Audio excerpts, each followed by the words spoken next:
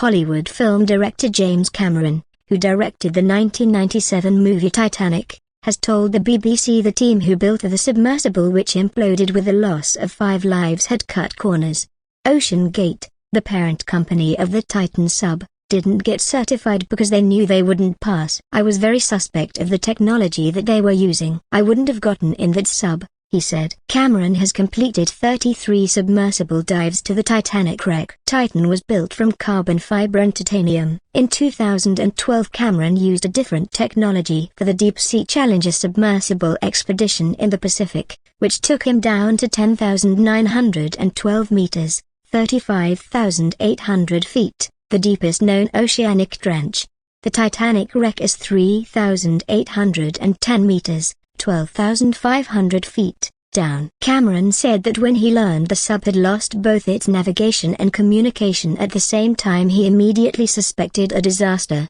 I felt in my bones what had happened. For the sub's electronics to fail and its communication system to fail, and its tracking transponder to fail simultaneously, sub's gone. He said that on Monday, when he heard the sub had gone missing, I immediately got on the phone to some of my contacts in the deep submersible community.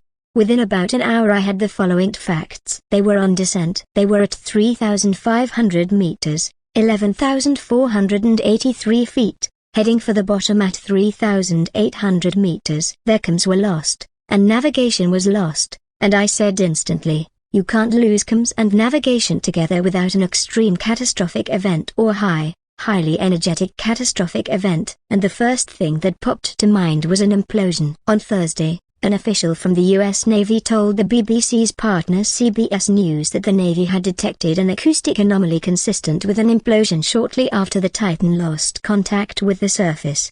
The official said the information had been relayed to the U.S. Coast Guard team, which used it to narrow the radius of the search area. Cameron suggested that there was a terrible irony in the loss of Titan and its crew, likening it to the loss of the Titanic itself back in 1912.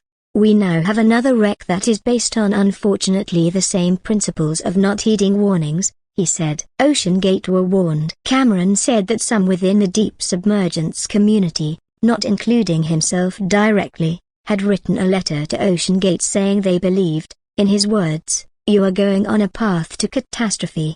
A letter sent to OceanGate by the Marine Technology Society, MTS, in March 2018 and obtained by the New York Times stated the current experimental approach adopted by OceanGate could result in negative outcomes, from minor to catastrophic. Separately, U.S. court documents show a former employee of OceanGate warned of potential safety problems with the vessel as far back as 2018. The documents show that David Lockridge, the company's director of marine operations, raised concerns in an inspection report. But the co-founder of OceanGate insisted however that Titan had undergone rigorous testing. Guillermo Sonlin, who left the company 10 years ago, told the BBC that the 14-year development program had been very robust. Any expert who weighs in on this, including Mr. Cameron, will also admit that they were not there for the design of the sub, for the engineering of the sub, the building of the sub, and certainly not for the rigorous test program that the sub went through. The Titan sub was not certified, but then this is not mandatory. In a blog post about it in 2019, the company said the way that Titan had been designed fell outside the accepted system, but it does not mean that OceanGate does not meet standards where they apply.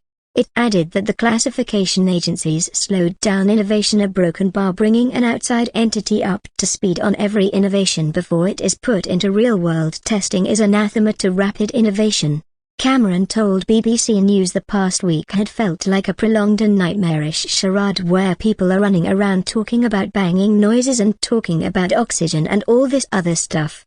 I knew that sub was sitting exactly underneath its last known depth and position. That's exactly where they found it, he continued. He said anyone venturing to the Titanic wreck should be fully aware of the risks, as it's a very dangerous site. Agree to those risks. But don't be in a situation where you haven't been told about the risks of the actual platform that you're diving in there.